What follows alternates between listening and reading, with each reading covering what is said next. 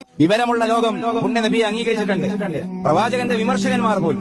Indian സ്വാതന്ത്ര്യ സമര പ്രസ്ഥാനത്തിന്റെ വലിയ ഭാഗമായിരുന്ന അനീബ് ഹസൻ എന്തുകൊണ്ടാണ് മദീനയിലെ മുഹമ്മദ് റസൂലുള്ളാഹി സ്വല്ലല്ലാഹു അലൈഹി വസല്ലമയെ ലോകം അംഗീകരിക്കേണ്ടത് എന്ന് ചോദിച്ചാൽ അതിന്റെ ഉത്തരം ഞാൻ മനസ്സിലാക്കിയത് അനീബ് ഹസൻ പറയുകയാണ്. ഞാൻ മനസ്സിലാക്കിയത് വിശുദ്ധ ഖുർആനിലെ അപസവത്തവല്ല എന്ന് പറയുന്ന അധ്യായമാണ്. വരേണ്യരായ ഖുറൈശി പ്രവൃത്തികളും പ്രമാണികളുമായിട്ടുള്ള ആളുകളുമായി ഒരു സംഭാഷണത്തിലായിരുന്നു പുണ്യ റസൂൽ കരീം സ്വല്ലല്ലാഹു അലൈഹി വസല്ലം. അപ്പോഴാണ് എന്നും ഏറെക്കുറെ കാണുന്ന തന്റെ തന്നെ സ്നേഹിതനായ അനുയായിയായ അബ്ദുല്ലാഹി ഇബ്നു മക്തൂം എന്ന അന്ധനായ സഹാബി ഒരിക്കലും അവഗണിച്ചിട്ടില്ല. പക്ഷേ എപ്പോഴും കാണുന്ന ഒരാളാണ് വന്നിരിക്കുന്നത്.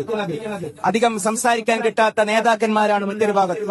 അള്ളാഹു തിരുത്തുമായി മുഖറബുൽ അംലാഖ് ജിബ്രീൽ അലൈഹിസ്സലാമിനെ പറഞ്ഞയക്കുന്നത്. റസൂലുള്ളാഹിനെ അനീബ് ഹസന്റെ ഭാഷയിൽ പറഞ്ഞാൽ ശാസിക്കുകയാണ്.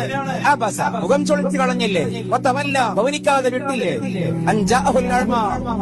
അന്ധൻ വന്നതിനെ ചൊല്ലി ഈ സംസാരിക്കാൻ തെരഞ്ഞെടുത്ത ഈ അഭിസംബോധിതരായ വരേണ്യരേക്കാൾ ഹൃദയശുദ്ധി ഒരുപക്ഷെ ഈ വന്നണഞ്ഞ അന്ധനായിരിക്കുമല്ലോ. അനീബ് ഹസന്റെ സൂക്ഷ്മമായൊരു ഭാഗം പറയുന്നത് മുഹമ്മദ് അല്ലാത്ത മറ്റൊരാളായിരുന്നു ആ സ്ഥാനത്തെങ്കിൽ ഈ 3 ആയത്തുകൾ മൂടി വെക്കുമായിരുന്നു. നിങ്ങളോട് ഞാൻ ചെയ്തതിനെ ചൊല്ലി അള്ളാഹു എന്നെ തിരുത്തി, എന്നെ ശാസിച്ചു എന്ന് ലോകത്തോട് വിളിച്ചു പറയാൻ സത്യസന്ധരിൽ